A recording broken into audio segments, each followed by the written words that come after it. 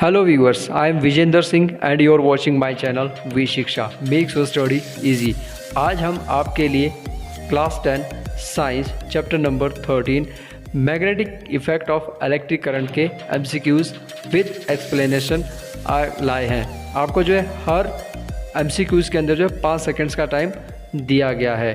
आपको अपना स्कोर जो है कमेंट सेक्शन के अंदर लिखकर भेजना है। मोर देन 7 वालों को जो है कमेंट में लाइक मिलेगा एंड फुल मार्क्स वाले को जो है हार्ट मिलेगा।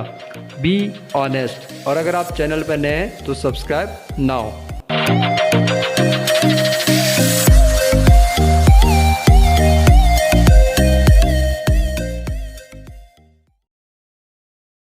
Question number 1, inside the solenoid the magnetic field is uniform because आपका जो सोलेनॉइड होता है उसके अंदर जो मैग्नेटिक फील्ड होती है वो यूनिफॉर्म होती है। तो आपको इसका कारण बताना है और आपके ऑप्शन है A current is same, B field lines are parallel, C direction of the current is opposite या D all of these.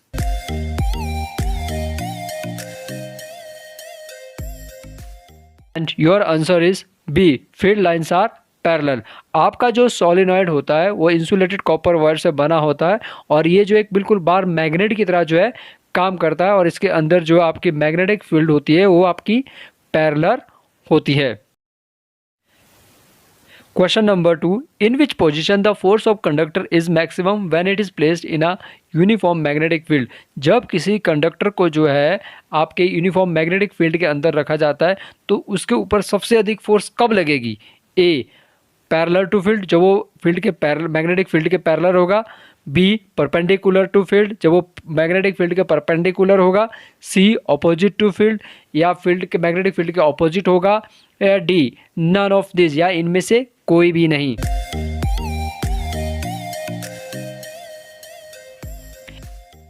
And your answer is B perpendicular to field. जब कंडक्टर को आप यूनिफॉर्म मैग्नेटिक फील्ड के अंदर रखते हैं तो वो भी एक जो आपका कंडक्टर होता है, क्योंकि उसमें से इलेक्ट्रिसिटी जाती है तो वो भी एक जो एक मैग्नेट का ही काम करता है, क्योंकि उसके अंदर जो मैग्नेटिक फोर्स होती है तो उसके अंदर जो मैक्सिमम फोर्स है तब अप्लाई होती है जब वो उस आपका जो मैग्नेटिक फोर्स है वहाँ पर जो प्रेजेंट है उसके परपेंडिकुलर में रखा जाता है। Question number 3, potential difference between a live wire and neutral wire is. जो आपकी लाइव वायर होती है और जो आपकी न्यूट्रल वायर होती है उनके बीच में जो पोटेंशियल डिफरेंस कितना होता है। ए 200 वोल्ट, बी 150 वोल्ट, सी 210 वोल्ट या D 220 volt.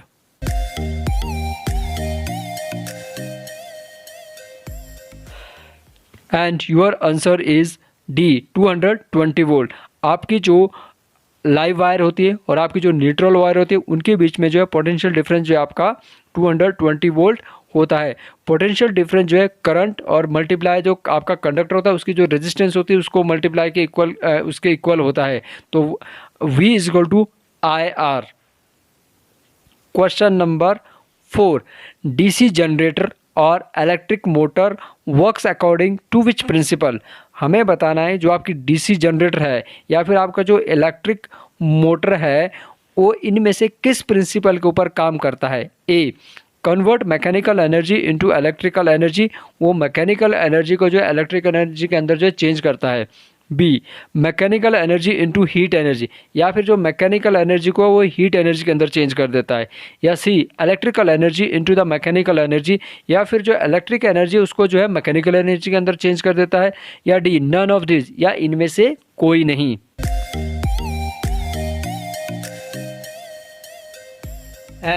And your answer is C electrical energy into mechanical energy. जो आपकी इलेक्ट्रिक मोटर होती है, आपकी जो डीसी जनरेटर होता है वो आपका जो है इलेक्ट्रिक एनर्जी को जो है मैकेनिकल एनर्जी के अंदर जो है चेंज करता है और इसी प्रिंसिपल के ऊपर जो है बेस्ड होता है। आपका जो डीसी जनरेटर का मतलब होता है डायरेक्ट करंट, क्योंकि इसको जो जो आपका डीसी जनरेटर और डायरेक्ट करंट को जो है प्रोड्यूस करता है। Question number 5, if the number of the turn of a circular current carrying coil are doubled, then how will the magnetic field produced by it changes। आपका जो current होता है, आपका जो सोलेनॉइड होता है, अगर उसके अंदर जो है जो आपकी जो कॉइल आपको यूज़ कर दें, तो जो आप कॉइल यूज़ करते हैं अगर हम उसको डबल कर दें, तो आपको बताना है कि उसके द्वारा जो मैग्नेटिक फील्ड है उसके अंदर कितना चेंज आता है। देखिए आपने जो वायर सर्कुलर करंट के अंदर जो पहले से वायर यूज़ की है उसको आपने डबल कर दिया। अब आपको ये बताना है कि उसके कारण जो है जो मैग्नेटिक फील्ड है उसके अंदर क्या चेंज आया। ए, क्या आपकी मैग्नेटिक फील्ड डबल्ड हुई। बी, नो चेंज, या उसके अंदर कोई चेंज ही नहीं आएगा। सी, रिड्यूस, या आपकी मैग्नेटिक फील्ड जो आपकी रिड्यूस हो गई है। या D, none, none of this, इनमें से कुछ भी नहीं होगा।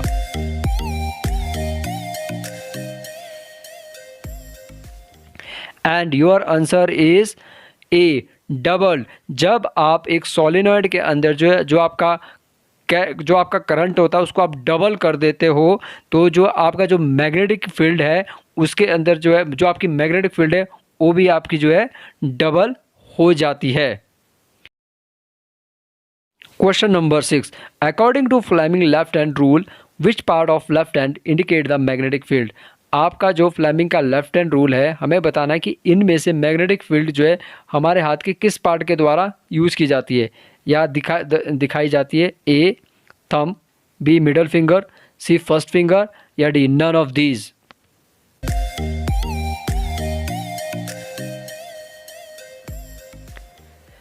Your answer is C, first finger. According to Fleming left hand rule आपकी जो फर्स्ट फिंगर है उसके द्वारा जो मैग्नेटिक फील्ड दिखाई जाती है, और जो आपकी मिडल फिंगर होती है वो करंट को शो करती है, और आपका जो थंब होता है वो डायरेक्शन को जो है जो फोर्स की जो डायरेक्शन होती है उसको बताता है।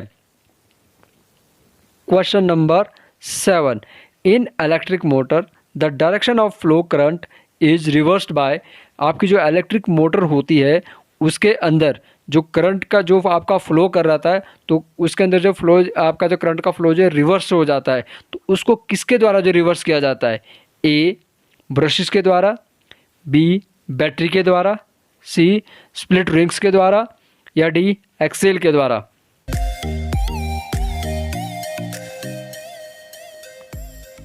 And your answer is C, split rings. आपकी जो स्प्लिट रिंग्स है उसके द्वारा जो है करंट की डायरेक्शन को जो है चेंज किया जाता है। इलेक्ट्रिक मोटर के अंदर जो है क्या होता है कि इलेक्ट्रिक मोटर के अंदर जो मैकेनिकल आपकी जो है इलेक्ट्रिकल एनर्जी होती है उसको जो है मैकेनिकल एनर्जी के अंदर चेंज किया जाता है, और इसके अंदर जो रोड यूज की जाती है उसको जो है वो जब आपकी जो स्प्लिट रिंग है वो हाफ टर्न के बाद जो है करंट की डायरेक्शन को चेंज कर देता है, जिसके कारण जो है आपकी जो आयरन की रोड है वो जो आपका उसकी रोटेशन जो है क्लॉकवाइज या एंटी क्लॉकवाइज रेगुलर होती रहती है। Question number 8, a current carrying conductor placed in a magnetic field experience a force. जब हम किसी कंडक्टर को जो इसके अंदर इलेक्ट्रिसिटी जा रही हो या करंट जा रहा हो उसको हम मैग्नेटिक फील्ड के बीच में रखता है तो उसके ऊपर एक फोर्स अप्लाई होती है। The displacement of the conductor in magnetic field can be increase by. तो उस कंडक्टर की अगर हमें डिस्प्लेसमेंट को बढ़ाना है उस मैग्नेटिक फील्ड के अंदर तो हमें क्या करना होगा। A, decreasing the magnetic field, आपको मैग्नेटिक फील्ड को डिक्रीज करना होगा। B, decreasing the current in the conductor, या फिर कंडक्टर का जो है उसके करंट को डिक्रीज करना होगा। C, increase the magnetic field, या मैग्नेटिक फील्ड को आपको इंक्रीज करना होगा। D, none of these.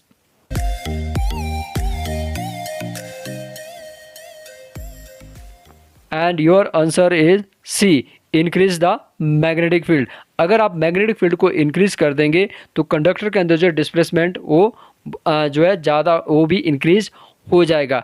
जब हम किसी कंडक्टर को जब उसके अंदर जो है इलेक्ट्रिसिटी जो कैरी करता है तो उसके अंदर जो है मैग्नेटिक फील्ड आ जाती है। अब हम उसको जब मैग्नेटिक फील्ड के अंदर रखते हैं तो उसके ऊपर जो है उतनी ही फोर्स जो है उसके ऊपर अपोजिट डायरेक्शन के अंदर जो है अप्लाई होती है।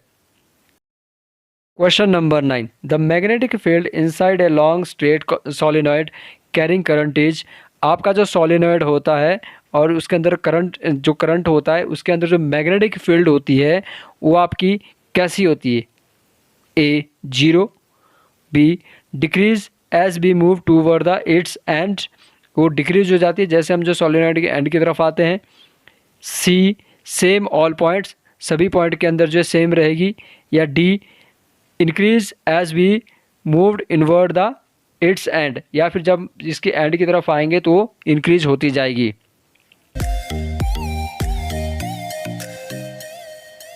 And your answer is same all point. उसके अंदर जो है मैग्नेटिक फील्ड जो है हर पॉइंट के अंदर जो है सेम रहती है। Question number 10, the magnetic field near a long straight wire is described bye. आपके जो एक लॉन्ग स्ट्रेट वायर होती है उसके आसपास जो है आपका जो मैग्नेटिक फील्ड होगी वो कैसी होगी। A, straight field lines parallel to the wire, आपकी जो वायर है उसके लाइन उसके पैरेलल जो लाइन होगी। B, straight field lines perpendicular to the wire, आपकी जो वायर होगी उसके तरफ जो है स्ट्रेट फील्ड बन जाएगी जो कि उसके परपेंडिकुलर होगी। C, connective circle centred on the wire, या आपका जो वायर है उसके चारों तरफ जो है सेंट्रिक कॉन्सेंट्रिक बन जाएगी।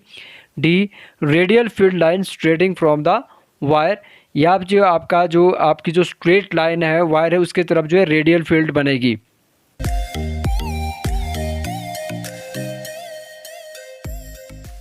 And your answer is C, connective circle centred on the wire. जब स्ट्रेट लाइन के अंदर जो करंट पास होता है तो उसके अंदर जो मैग्नेटिक फील्ड आ जाती है तो उस वायर के जो है चारों तरफ जो है वो एक कनेक्टिव सर्कल के अंदर जो है बन जाती है। और जब करंट की डायरेक्शन को आप रिवर्स कर दोगे तो जो आपकी मैग्नेटिक फील्ड है उसकी डायरेक्शन भी आपकी रिवर्स हो जाएगी। Thank you for watching my channel V Shiksha makes your study easy.